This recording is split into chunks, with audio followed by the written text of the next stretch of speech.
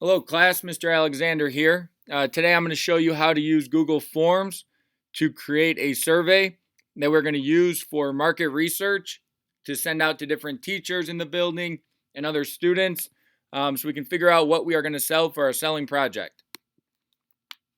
First thing I want you to do is make sure that you are on your Mentor Schools Gmail account. We don't want to use our personal account, and I'll explain why that's important later. Once I know that I'm on my Mentor Schools account, I'm going to click on this Drive box.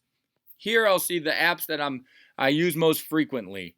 Google Docs, Google Sheets, Google Slides. These are all things that you're familiar with. I'm going to come down here and click More, and here I'll find Google Forms. Now I've used Google Forms in the past by sending you guys quizzes and tests. But today you're going to get a chance to create your own. The cool thing about Google Forms is that there's a lot of different templates.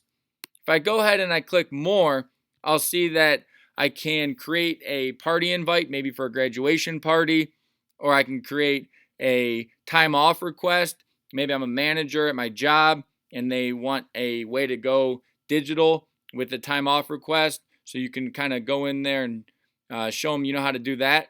But today we're going to create a blank form so that we can use it for the survey. First thing we're going to do is put a title on it. It says untitled form. We're going to change that to business survey. Great thing about Google is all I got to do up here to make sure it's saved. Instead of it saving under untitled form, I click on it and it'll change that right to business survey. From there, we come down and the description is going to be the first thing they're going to see after the title. Here we're just going to put, please complete this survey. Thank you for your time. Again, just something very quick. Let them know it's not going to be too difficult. You're saying please and thank you so we can get a lot of good responses. Now, the different features that Google Forms has for questions, and these may have been things that you've seen on tests or quizzes that I've given you, are short answer, paragraph, multiple choice, checkboxes, drop down. Those are the main ones that we've used. The only thing about using short answer and paragraph on a survey is that it's a lot of room for open-ended responses. Now, we all have that friend that may send back something that is completely irrelevant to what you're looking for. Well, to eliminate this problem, I recommend using multiple choice or checkboxes along with drop down. And then if you want to, at the very end, maybe one short answer question where they can kind of add their own input. So we'll start off with the multiple choice question. A good one to start with is what grade are you in?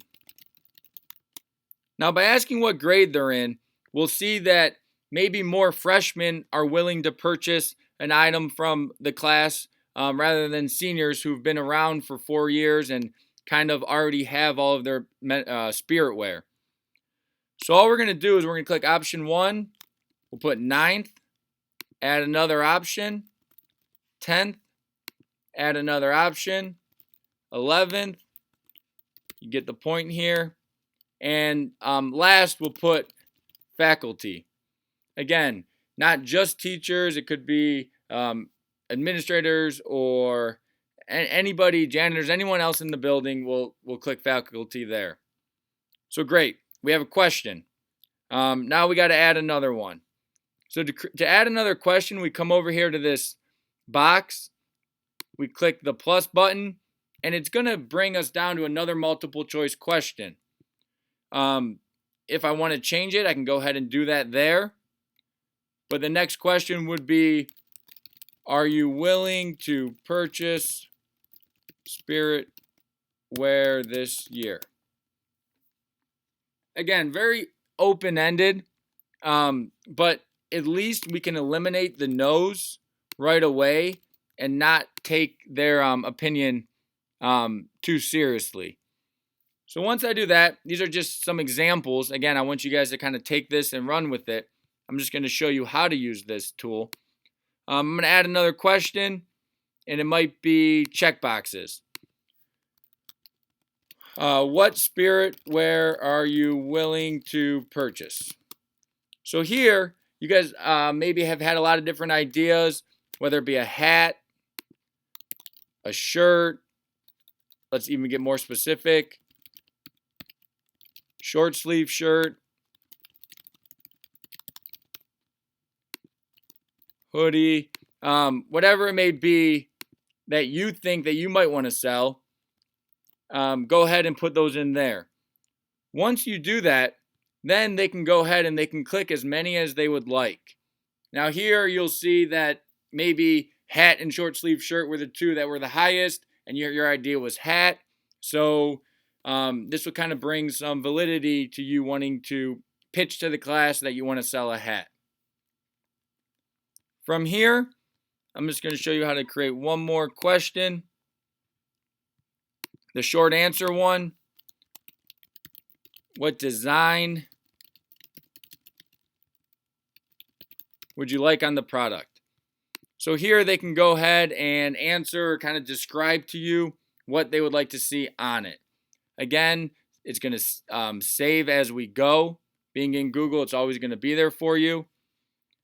A feature that I forgot to mention, if we go back up here, all we have to do is just click on the question, is we can make it a required question. So by making it required, they can't just answer 9th grade and then skip the rest. So if we make this one a required question, at least we will know the yes or no. And then below, if they say no, the rest of it's not required, so they can kind of move on to something else. For those of you that want to get really creative, there's a feature over here where we can add an image. So if you've already kind of created your product or created a few different products, you can add an image and paste it right in there. So once I do that, the very important part is we're going to figure out how to send this out to the students.